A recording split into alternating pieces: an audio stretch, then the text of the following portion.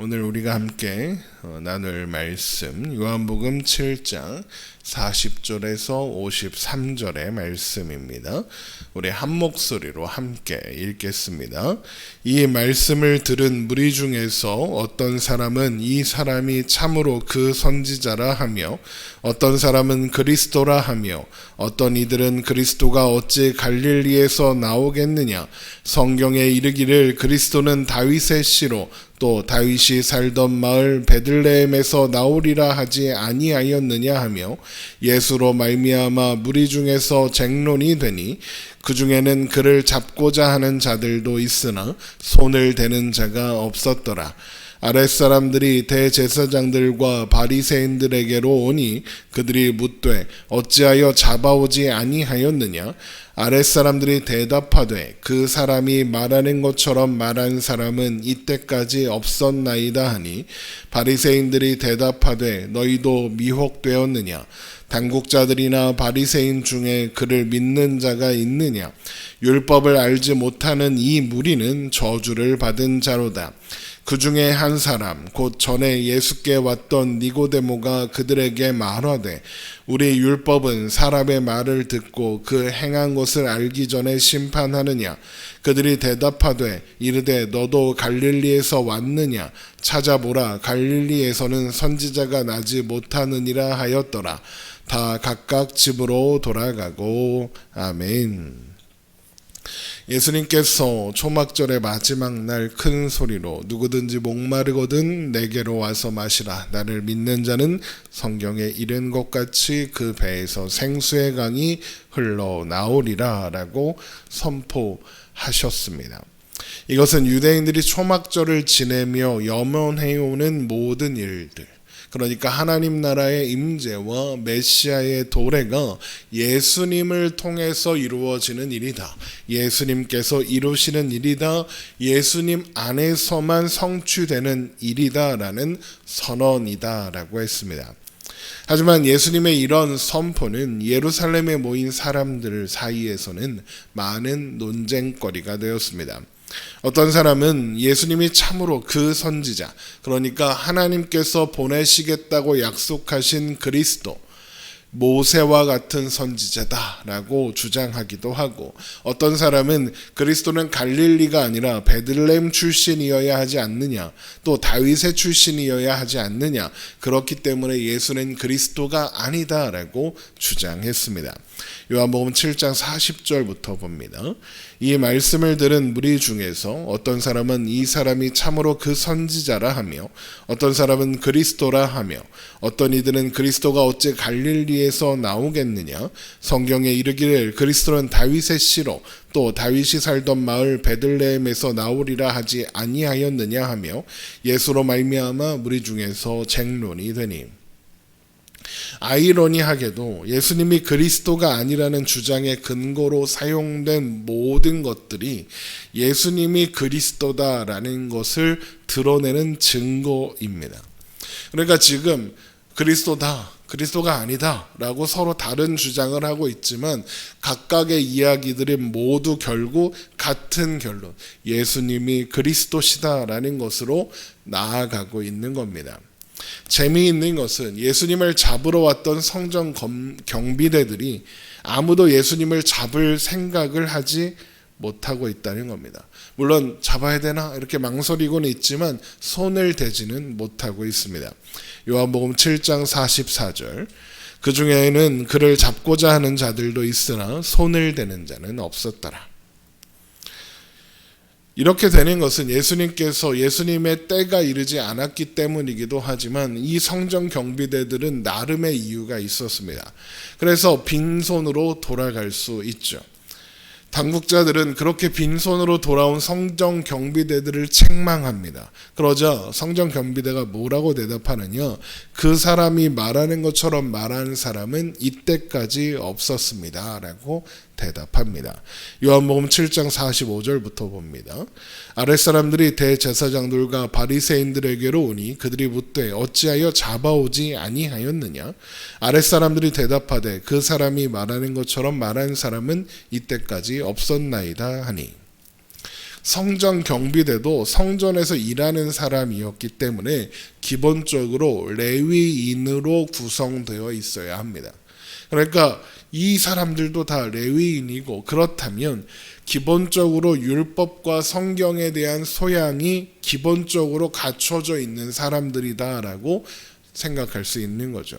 그러니까 이 사람들이 지금 이렇게 이야기하는 것은 그냥 예수님이 말씀하는 것을 듣고 뭔가 남다르다라는 느낌을 받아서 이렇게 이야기하는 것이 아니라, 그들이 아는 것에 비추어 볼 때 예수님은 잡아가야 할 사람이 아니라 그 말을 들어봐야 하는 사람이다라고 판단한 겁니다. 빈손으로 돌아가면 당연하게 윗사람들에게 책망받겠지만, 예수님은 자기들이 듣기에 하나님의 권위와 위엄으로 말씀하시는 것이 맞는 것처럼 보이니까 잡을 수는 없었던 겁니다. 또한 이런 성전 경비대들의 말은 윗사람들에게 당신들도 예수에 관한 소문만 듣지 말고, 그래서 그 사람을 함부로 판단하지 말고 예수가 전하는 메시지를 한번 직접 들어봐라, 이런 의미이기도 했을 겁니다. 그래서 바리새인들이 너희도 미혹되었다 말하는 겁니다. 당국자들이나 바리새인 중에서 그를 믿는 자가 있으면 색출해내서 저주를 받게 해야 한다라면서 화도 내는 겁니다. 요한복음 7장 47절입니다. 바리새인들이 대답하되 너희도 미혹되었느냐? 당국자들이나 바리새인 중에 그를 믿는 자가 있느냐? 율법을 알지 못하는 이 무리는 저주를 받은 자로다. 저주를 받을 거다라고 하는 게 아니라 저주를 받았다 이렇게 이야기하죠. 이미 단언하고 있는 겁니다. 바로 그때 니고데모가 요한복음 3장에서 예수님을 찾아와 거듭남에 관한 말씀을 들었던 그 니고데모가 성전 경비대의 말을 지지하면서 나섭니다. 요한복음 7장 50절입니다. 그 중에 한 사람 곧 전에 예수께 왔던 니고데모가 그들에게 말하되 우리 율법은 사람의 말을 듣고 그 행한 것을 알기 전에 심판하느냐. 니고데모는 당국자들에게 예수님의 말씀을 들어볼 것, 그리고 그 행한 것을 알기를 제안하는 겁니다. 한마디로 가서 봐라, 와서 보라.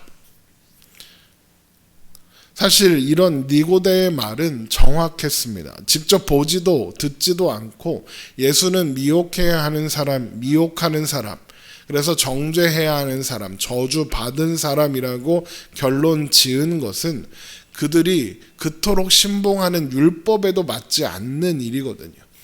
증언을 직접 만나지 않고 판단하지 말라고 신명기나 또 민수기나 이런 말씀들에 이미 그 율법이 있습니다.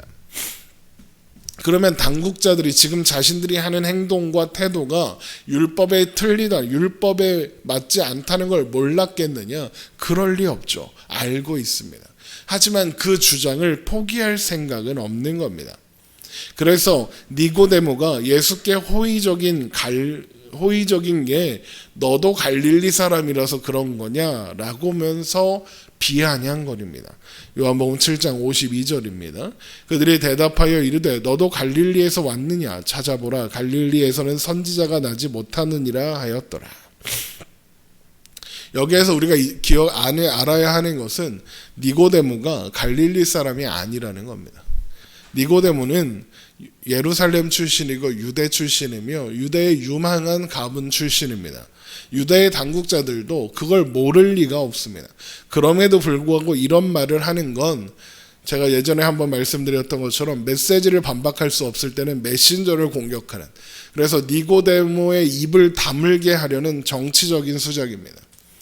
또 은연중에 니고데모가 현재의 태도를 고수한다면 바리새인이며 유대인의 지도자의 자리에서 내려와야 한다고, 넌 저 갈릴리로 가버려라, 이런 식으로 내 편을 들지 않으면 내가 그렇게 만들어주겠다, 너를 갈릴리 사람으로 만들어주겠다, 이렇게 협박하는 것이기도 합니다.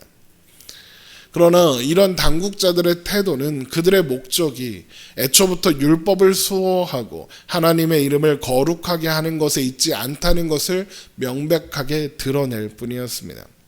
초막절 내내 실로암 연못에 물을 떠다 성전에 뿌리면 뭐합니까? 이사야 12장의 말씀을 낭독하며 메시아의 도래와 하나님 나라의 도래를 소망한다고 말하기만 하면 뭐합니까? 그들의 관심은 자신들의 지위와 특권을 지키는 것에만 있을 뿐인데요. 그래서 그들은 예수님의 말을 들어볼 필요가 없는 겁니다. 왜 그렇습니까? 그들에게는 예수님이 메시아가 아니어야 했기 때문입니다. 이미 그런 걸로 결론 지어 놓은 겁니다. 그 사람 말을 들어보기로 하다가 그러다가 혹 예수가 메시아일지도 모른다는 그런 의견이 나오기 시작하면 그러면 자신들의 권위가 자신들이 이미 정리해 놓은 입장이 무너지는 겁니다. 그런 일은 일어나면 안 되는 거죠. 이미 결론 지어 놓고 이야기하는 겁니다. 결국 그들이 그토록 중요한 것이라고 주장하고 있는 율법도 말씀도 예언도 결국에는 그들을 지키기 위한 방법과 수단에 불과할 뿐 그들에게는 아무 의미도 없었던 겁니다. 이런 유대 당국자들의 모습은 진리가 어디에 있는지, 생수의 근원이 어디에 있는지, 초막절의 참된 주인은 누구신지 명확하게 드러낼 뿐입니다. 우리는 그분을 믿는 사람들입니다. 우리는 그분을 따르는 사람들입니다. 그래서 우리는 우리가 원하는 것으로 미리 결론 내어서 볼 수 없습니다. 하나님의 뜻이 예수님께서 원하시는 것이 우리의 결론이고 우리의 결론이 되어야 하며 우리의 결론이 될 테니까요. 그리고 그것이 예수 안에서 영원토록 솟아나는 생수의 강이신 성령님이 우리에게 주시려는 믿음의 내용입니다. 그래서 우리는 언제나 말씀 앞에 겸손히 또 성령의 인도하심 앞에 겸손히 순종하며 믿음으로 살아가야 하겠습니다. 기도하겠습니다.